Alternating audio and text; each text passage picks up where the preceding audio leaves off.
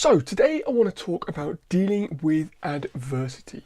So a little bit of context to this. We just got a little bit of possibly not so great news recently, and it's thinking about, well, how are we going to deal with this, and how do different people, mainly men and women, deal with this? Now this is a generic, and what I want to do is I want to pick into that a little bit. But the beautiful thing about picking into it and understanding how people deal with these situations gives us more empathy and more sympathy to be able to help those who are going through that current situation. So let's say we get a little bit of bad news. Let's say we learn something about a family member who may or may not be so well. The future may not look so bright. It may be a consideration for us. It may be something about our job. It may be something about our future. Now really, on the face of it, there are simply two ways you can look at it.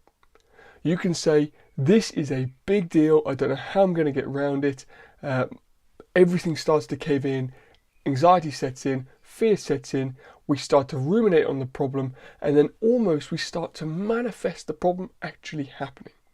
Now when you actually look at medical diagnoses and issues like that, there's a lot of research to show that more people die of a doctor's prognosis than does the problem itself. More people die of a doctor's prognosis than the problem itself.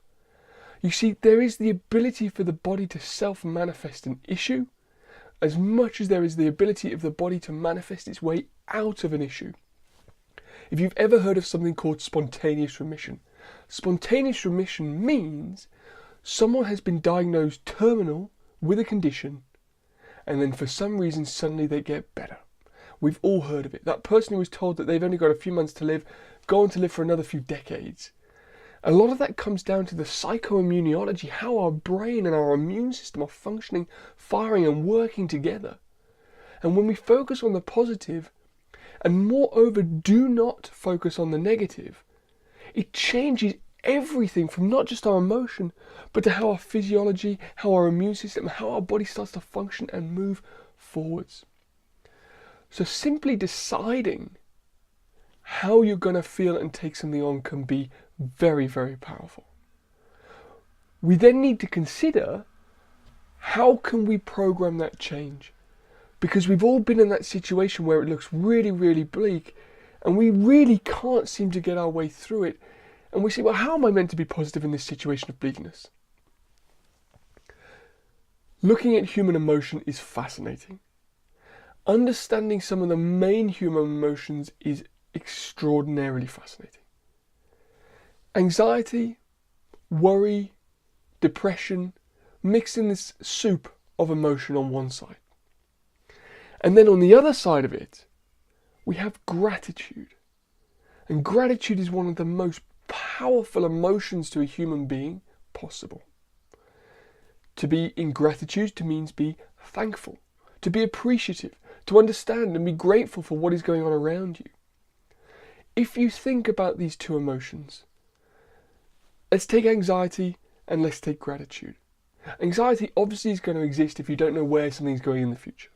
You've got a bad diagnosis, you've got potential redundancies at work, you've got a child who may be failing at school. You're anxious because you don't know where the future's going to go. Let's take gratitude. Let's take really being grateful. That's the kind of gratitude you get when you look at your family. The kind of gratitude you get when you look at a newborn child. The kind of gratitude you get when you step outside and the sun is beating down on your face.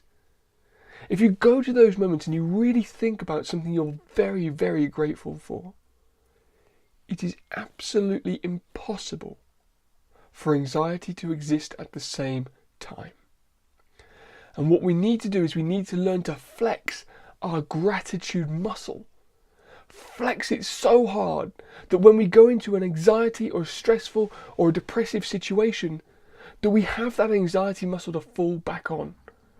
Like going to the gym and learning how to sprint and learning how to run, so then the next time you get scared and you have to run away from something or run for a bus, your body has the ability to do that because you have flexed that muscle.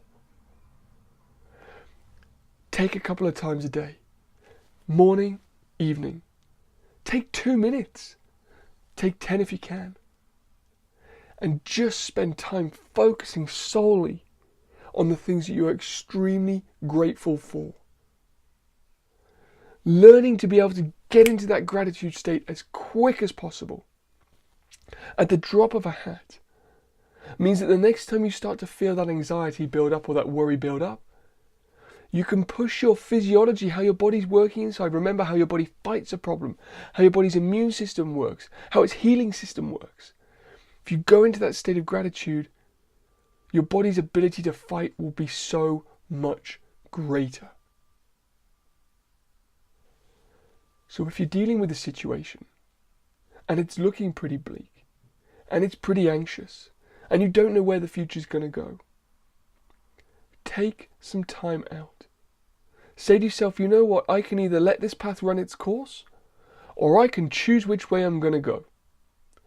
And if you think about anxiety as being something that's going to perpetuate a problem, it's really on a physiological level, it's going to perpetuate sickness.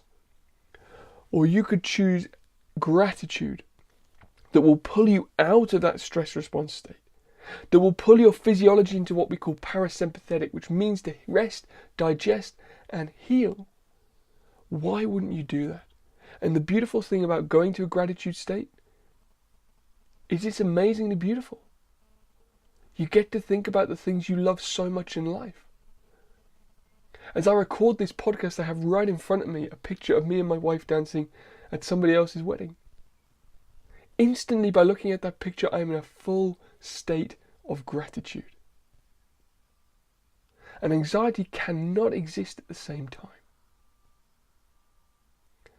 That is what you can do.